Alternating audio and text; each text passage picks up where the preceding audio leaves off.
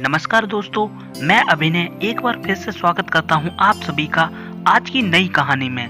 तो दोस्तों, आज की नई कहानी है राजा मिडास और गोल्डन टच की कहानी।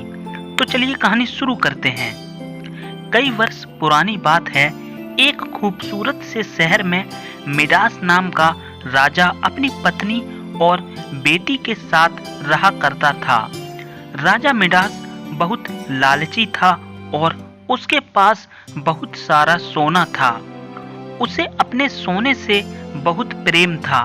उसे सोना इतना पसंद था कि अपनी बेटी का नाम भी उसने सोनपरी रख दिया था। अपने जीवन में राजा को सिर्फ दो ही चीजें सबसे प्रिय थीं, एक सोना और दूसरी सोनपरी। वह अपना सारा सोना एक तहखाने में रखता था और हर रोज उसे गिनता था।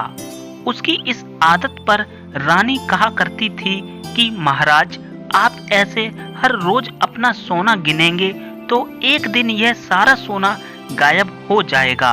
रानी की इस बात पर राजा मिडास बहुत नाराज होता था। वह कहता कि रानी, इस सोने का महत्व तुम नहीं समझोगी। दुनिया में सोने से ज्यादा खूबसूरत और कीमती कुछ नहीं है। हर रोज राजा अपना सोना गिनता और सोने के लिए उसका मोह बढ़ता ही जाता। साथ ही दिन व दिन राजा और लालची होता जा रहा था।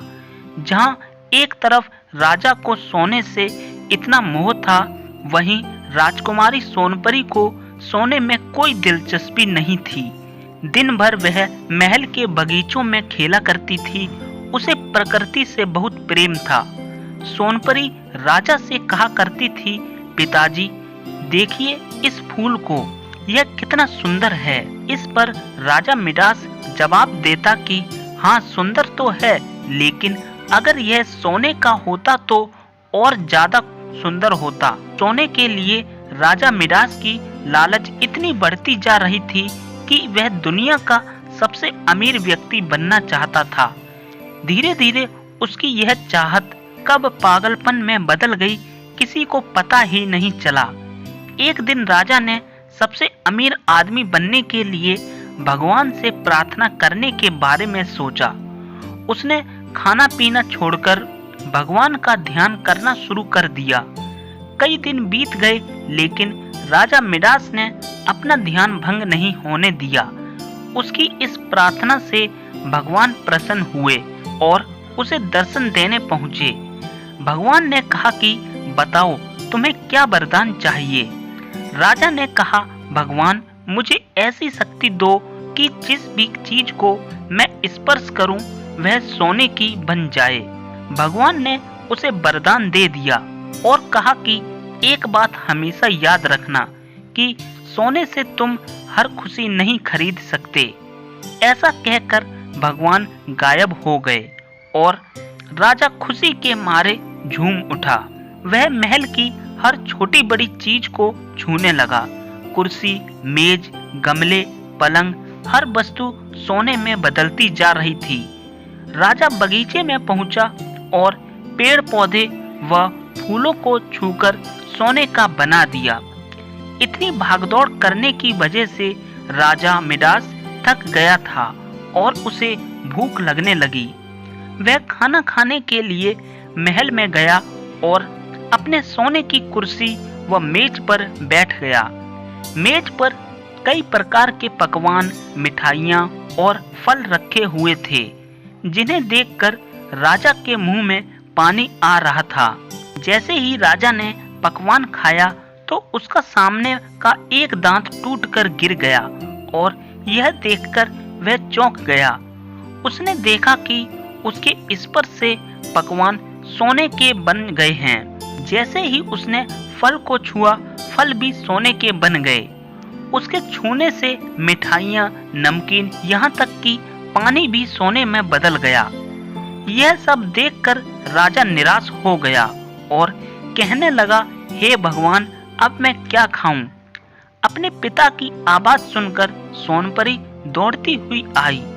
उसने देखा कि उसके पिता बहुत परेशान हैं। पिता की यह परेशानी उससे देखी ना गई और उन्हें सांत्वना देने के लिए उसने राजा को गले से लगाना चाहा। इससे पहले कि राजा कुछ कह पाता, राजकुमारी सोनपरी ने राजा को छू लिया और उसे छूते ही वह सोने की बन गई। अपनी बेटी का यह हाल देखकर राजा मिडास जोर जोर से रोने लगा। इस सब के बाद राजा ने भगवान से फिर प्रार्थना की। जब भगवान प्रकट हुए तो राजा ने कहा, हे ईश्वर, मुझे यह वरदान नहीं चाहिए। मैं बहुत लालची हो गया था, लेकिन अब मुझे अपनी गलती का एहसास हो गया है। कृपया करके मेरी सहायता करें। राजा की बातें सुनकर भगवान ने वरदान वापस ले लिया और सब कुछ पहले की तरह हो गया। राजकुमारी सोनपरी फिर से बगीचे में खेलने लगी और उसके साथ राजा मिडास भी प्रकृति का आनंद उठाने लगे।